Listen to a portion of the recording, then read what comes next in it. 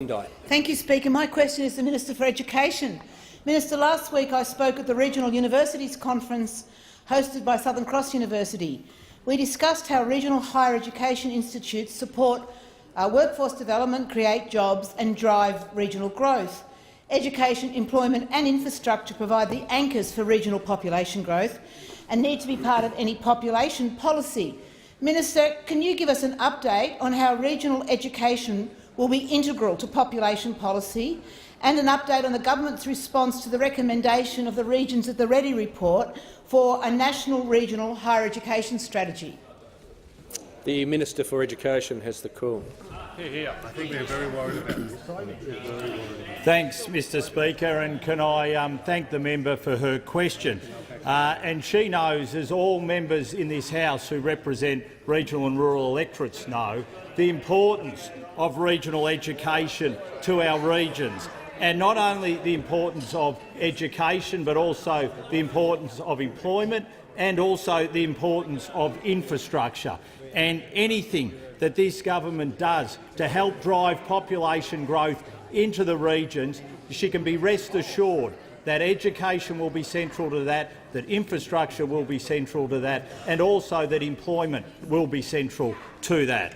Can I advise the member that currently there are 400,000 primary and secondary students living in regional, rural and remote Australia.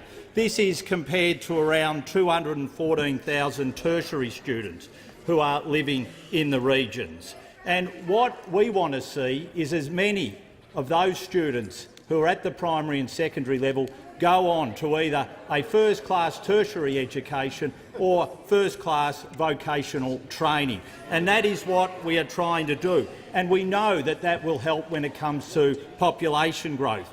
The Regional Universities Network, the conference of which the member spoke at, have estimated that between 60 to 80% of their recent graduates are now currently employed in regional areas. So there is proof positive that if we can educate our children in the regions, they will stay there and they will be employed there. Now, I was also asked about progress on the regions at the Reddy report, and can I commend the member who chaired that, the member for Murray, who chaired that committee report, and it is an excellent report.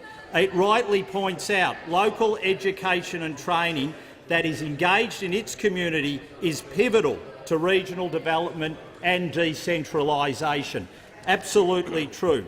Now, I am looking very closely at the recommendations in that report which are relevant to education, and I will have more to say on those matters. And I know that the relevant minister is also looking at the broader report and will have more to say on that very shortly, because it is an important piece of work when it comes to advising the government on what we should be doing to grow in our regions in a very sustainable way, and in a way which encourages our young to not only look to the capital cities but to look to their own communities as places where they can be educated, where they can go on to build families, where they could go on to be successfully employed. And that is what we want to see as a government. And I thank the member for her question.